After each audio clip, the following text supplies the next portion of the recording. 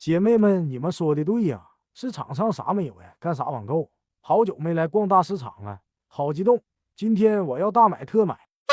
看出来了，卖菜应该挺赚钱。这个天也确实，每个一身饥荒都不带出门上班的。整个外面的摊位就除了一个卖大蒜的老两口和一个包的严严实实的，也不知道卖啥的大姐。这两家是有饥荒的。行吧，我也速战速决，直奔主题。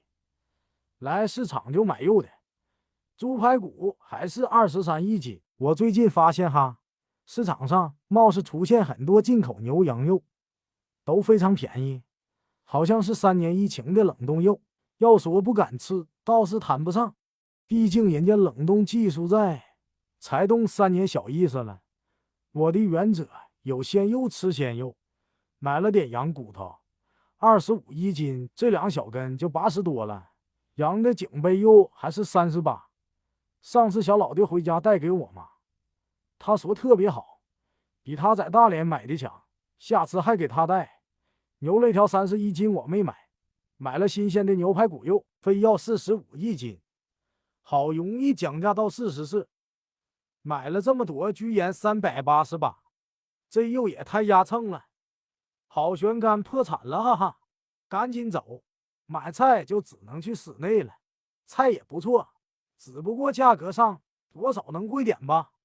我上次说的这个金针菇你们买了没有？这个真的不塞牙，也更好吃。以后我都不买白色的了。柿子还是12，摊主说是我们大连过来的，所以你们在大连买的一定比我便宜。我这多个运费哈，家乡的味道。来点尝尝。海鲜就买了点虾和鲳鱼，上次病了忌口半个月，这刚好给孩子炸了点虾，又给吃坏了。老二的体重从82斤掉到72了都，肥嘟嘟的猪腰子脸都瘦成斜巴子脸了，老可怜了。你们等会自己看吧。来河马遇到有机菜，我是肯定要买点的，跟普通菜多少是有点区别的。打完折也是不贵。你们看这个羊肉卷，才24.9块一斤，我也买了1盒。吃上面就主打一个尽量健康，但也不焦虑纠结就完事儿，就消费这么多。回家前2天那个事儿你们也看到了哈，我也不多说了。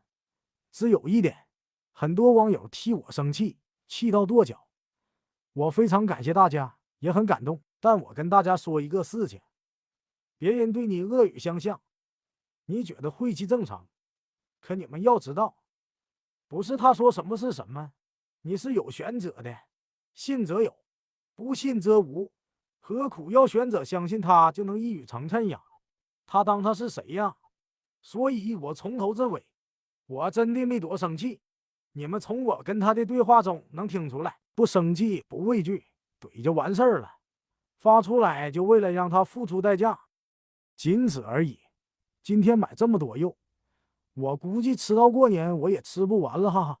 冰箱没地方了，把肉处理好，虾也都包好了，比较好放。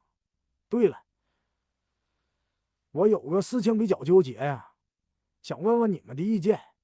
我的厨房要说大吧也还行，大概是3.5米见方，可我还是不想给冰箱预留太大位置，因为地下室我会放我现在用的俩冰箱。